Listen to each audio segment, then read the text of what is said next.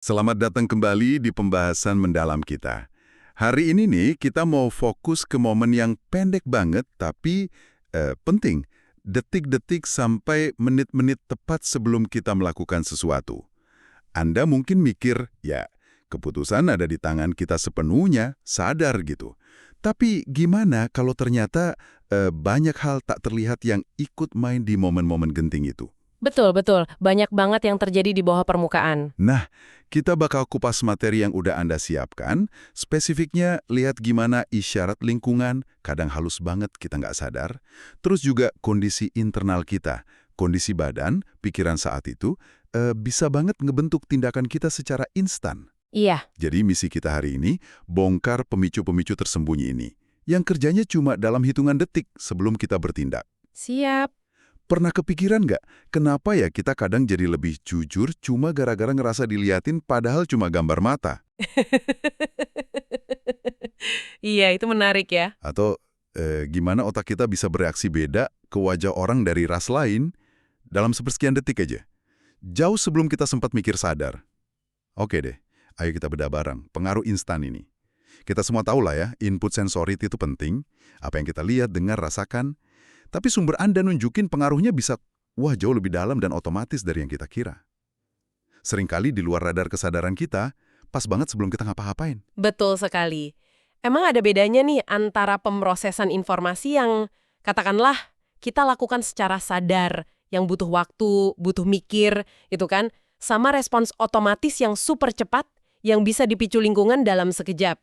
Otak kita tuh kayak punya jalan tol sendiri buat ini. Jalan tol ya? Iya, ini sedikit ngingetin kita sama beda pendekatan dalam memahami perilaku. Dulu kan ada etologi yang berusaha ngertiin bahasa isyarat hewan yang halus, yang penuh konteks.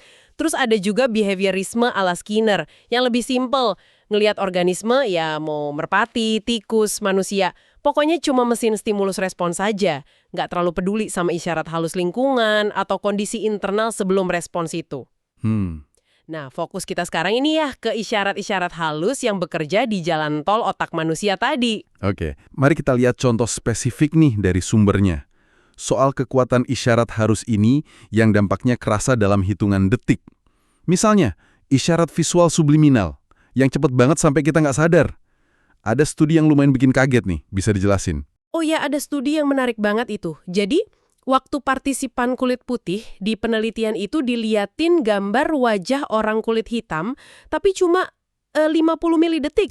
50 milidetik, cepet banget itu. Cepet banget di bawah ambang sadar lah. Nah, ternyata ada lonjakan aktivitas di amigdala mereka. Amigdala ini kan bagian otak yang nyambungnya ke deteksi ancaman, rasa takut, agresi gitu. Wow, Jadi ada respons emosional otomatis, super cepat, muncul gitu aja tanpa disadari. itu kalau 50 milidetik. Tapi gimana kalau wajahnya diliatin agak lamaan dikit, cukup buat kita sadar gitu? Responnya sama aja. Nah, ini nih bagian serunya. Kalau wajah yang sama diliatin cukup lama, anggaplah setengah detik, jadi bisa diproses secara sadar, area otak lain mulai ikut campur. Korteks frontal, khususnya bagian kayak korteks prefrontal dorsolateral atau DLPFC, ini buat mikir rasional, ambil keputusan, sama korteks singulat anterior atau ACC, ini bantu monitor konflik, ngatur emosi, itu jadi aktif. Oke. Aktivitas di korteks frontal ini terus neken atau ngehambat aktivitas amigdala yang tadi lonjak. Kayak otak rasional bilang, tunggu dulu, tenang, nggak ada ancaman kok ini. Jadi ada semacam nego internal gitu antara respons emosi cepat sama penilaian yang lebih lambat dan terkontrol. Jadi kayak ada tarik ulur di otak ya, dalam sepersekian detik itu. Terus ada temuan lain juga soal pengenalan wajah, yang soal area fusiform. Fusiform ini kan spesialis pengenal wajah di otak. Nah, studinya nemuin kalau area ini cenderung kurang aktif pas partisipan lihat wajah dari ras yang beda sama ras mereka. Kurang aktif. Iya, dan efek ini katanya lebih kuat pada orang yang di tes lain nunjukin tingkat bias rasial implisit, bias yang nggak disadari yang lebih tinggi. Seolah-olah di tingkat pemrosesan visual awal banget, otak tuh kurang nyantol gitu buat ngenalin wajah yang dianggap beda. Tentu aja ya, ini kita sampaikan sebagai temuan penelitiannya aja, netral apa adanya. Gila ya, nunjukin banget gimana pengaruh bawah sadar bisa kerja di momen singkat itu. Nah, pindah ke isyarat visual lain yang mungkin lebih kita sadari, tapi tetap kuat efeknya. Tatapan mata. Katanya mata penting banget buat nyampein emosi ya. Penting banget. Sumbernya bilang, kalau Anda ambil bagian mata dari wajah emosi A, terus ditempel ke wajah emosi B, persepsi orang ke emosi wajah gabungan itu bakal lebih ngikutin emosi dari matanya. Oh gitu. Dan ini bukan cuma teori di lab loh, kekuatan tatapan atau bahkan cuma gambar mata aja, itu udah kebukti ngaruh ke perilaku nyata secara langsung. Contohnya di dunia nyata gimana tuh? Studi-studi nunjukin hasil yang lumayan konsisten, misalnya nempelin gambar sepasang mata dekat tempat sampah di halte. Itu ternyata signifikan naikin kemungkinan orang buang sampah di tempatnya, nggak sembarangan. Oh iya, Terus di ruang kopi kantor yang pakai kotak kejujuran buat bayar, uang yang kekumpul itu naik hampir 3 kali lipat pas ada gambar mata ditempel dekat situ. wow. Bahkan di game ekonomi di komputer, partisipan cenderung lebih dermawan pas ada gambar mata di layar. Kayaknya sih isyarat diliatin ini, walau implisit dan bohongan, otomatis micu norma sosial kita yang baik-baik gitu dalam sekejap. Keren banget. Nah, selain visual, kata-kata juga ternyata punya kekuatan framing yang luar biasa ya pas kita mau mutusin sesuatu. Contoh klasik dari Kahneman sama Tversky relevan banget di sini kan? Tepat sekali. Itu penelitian legendaris mereka nunjukin gimana cara nyajiin info yang sama persis bisa ngubah keputusan drastis. Misalnya, obat yang dibilang punya tingkat kelangsungan hidup 95% itu jauh lebih mungkin disetujuin pasien daripada kalau dibilang punya tingkat kematian 5%. Padahal artinya sama aja ya. Sama persis secara statistik, tapi cara ngomongnya itu, framingnya, langsung ngaruh ke penilaian resiko dan manfaat kita saat itu juga. Ada contoh lain nggak gimana kata-kata bahkan yang nggak kita perhatiin banget bisa ngaruh ke perilaku kita sesaat setelahnya? Ada. Ada studi menarik nih. Partisipan diminta nyusun kalimat dari kata-kata acak. Tanpa mereka sadar, satu kelompok dikasih kata-kata yang banyak konotasinya kasar, nggak sopan. Kelompok lain dikasih kata-kata netral atau sopan. Terus hasilnya? Hasilnya, kelompok yang di prime sama kata-kata kasar cenderung lebih cepat dan lebih sering nyela omongan peneliti pas tugasnya selesai. Isyarat verbal halus sesaat itu ternyata ngerembes gitu, ngaruh ke perilaku sosial mereka beberapa menit kemudian. Wah, ada juga yang soal loyalitas versus kesetaraan itu ya? Iya, di studi lain, partisipan yang secara subliminal dikasih isyarat kata-kata soal loyalitas cenderung nunjukin bias lebih kuat ke kelompok mereka sendiri, in-group, pas main game ekonomi bagi-bagi sumber daya. Sebaliknya, yang dikasih isyarat kata kesetaraan, biasnya lebih rendah. Lagi-lagi, satu kata atau konsep yang aktif sesaat di pikiran bisa langsung ngebentuk perilaku sosial kita di momen berikutnya. Jadi ini semua soal efisiensi otak ya? Intinya sih gitu, otak kita kan cenderung ambil jalan pintas, heuristik, biar efisien. Dia otomatis ngekategorin info, ngebangkitin asosiasi yang udah ada, terus micu respons berdasarkan itu semua. Seringkali tanpa perlu kesadaran penuh kita di momen itu. Cepat dan otomatis. Betul, ini bisa berguna banget buat navigasi cepat di dunia yang kompleks ini. Tapi ya sekaligus bikin kita rentan sama bias nggak sadar atau pengaruh luar yang mungkin nggak kita mau. Justru karena cepatnya itu, jadi susah dikendaliin secara sadar detik per detik.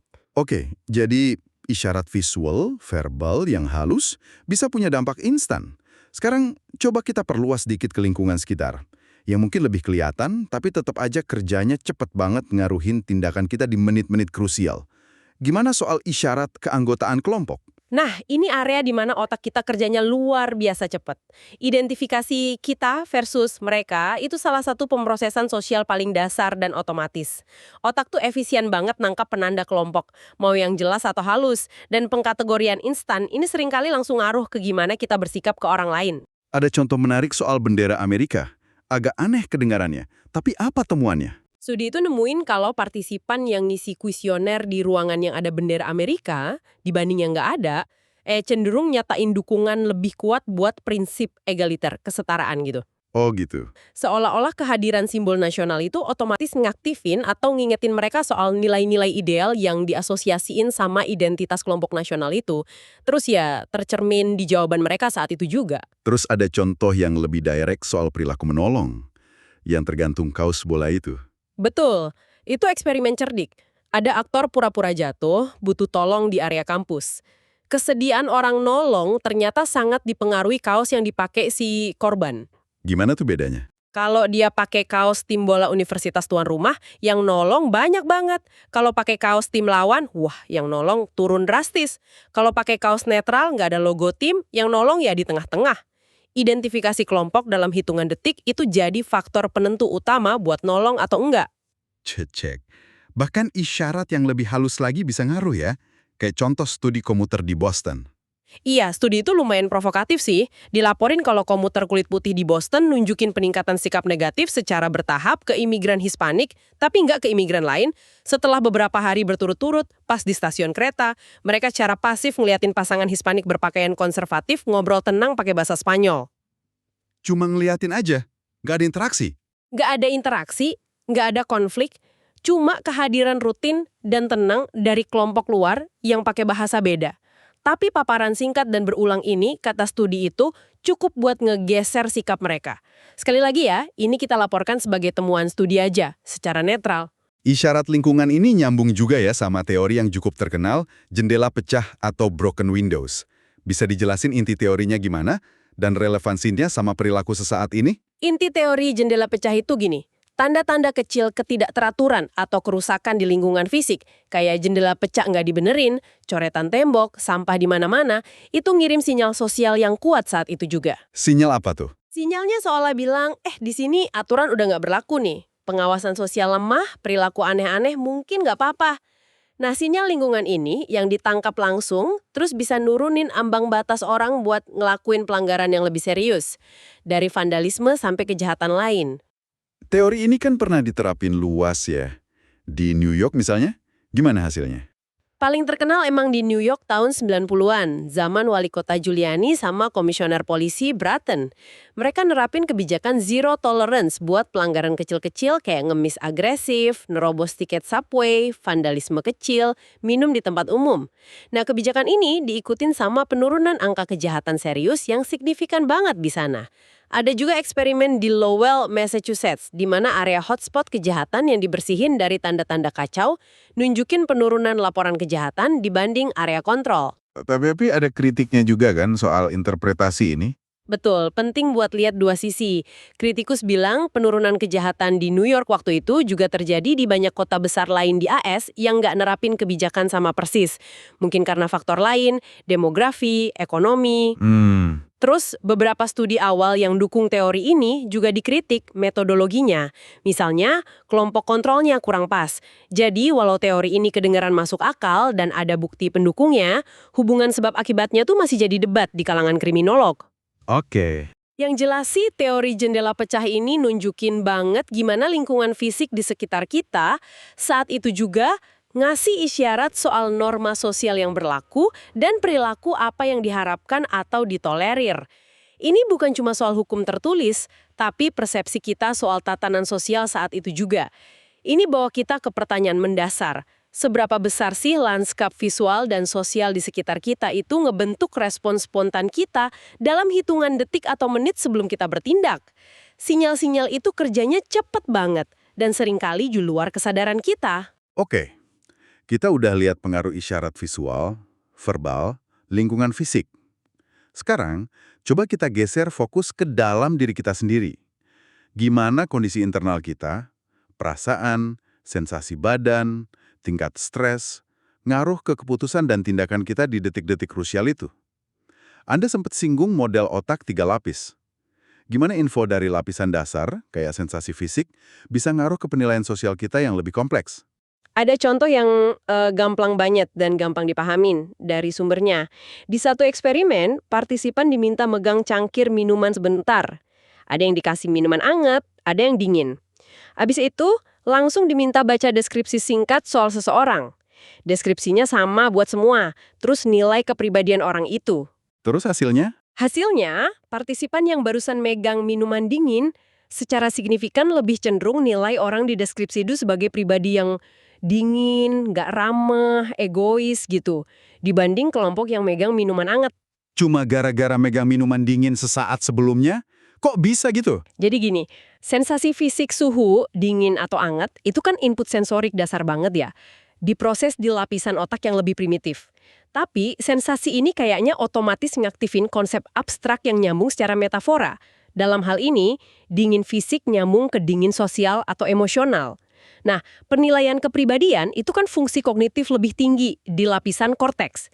Jadi ini contoh gimana input dari lapisan bawah, sensasi fisik, bisa langsung dan instan ngewarnain penilaian di lapisan atas, kognisi sosial. Cuma dalam hitungan detik setelah sensasi itu dirasain. Ini jadi ngingetin soal firasat atau perasaan pas kita mau mutusin sesuatu? Ada mekanisme biologisnya nggak sih? Ada. Ini nyambung banget sama konsep penanda somatik atau somatic markers dari neurosaintis Antonio Damasio. Teorinya bilang, pengalaman emosional kita di masa lalu itu ninggalin jejak berupa respons fisiologis di badan. Misalnya, deg-degan pas cemas, perut mules pas takut, atau rasa nyaman pas seneng. Oke. Nah, pas kita ngadepin situasi mirip atau harus ambil keputusan, otak kita secara nggak sadar ngebangkitin lagi pola respons badan, penanda somatik, yang nyambung sama pilihan-pilihan potensial. Sensasi badan ini, si firasat itu, jadi input penting yang ngebimbing keputusan kita. Seringkali lebih cepat dari analisis rasional. Pilihan A kok rasanya nggak enak di perut ya, atau pilihan B bikin lebih tenang, gitu kan? Penanda somatik ringan mungkin cuma libatin sistem limbik, pusat emosi. Kalau kuat, bisa micu respons sistem saraf simpatik, lawan atau lari.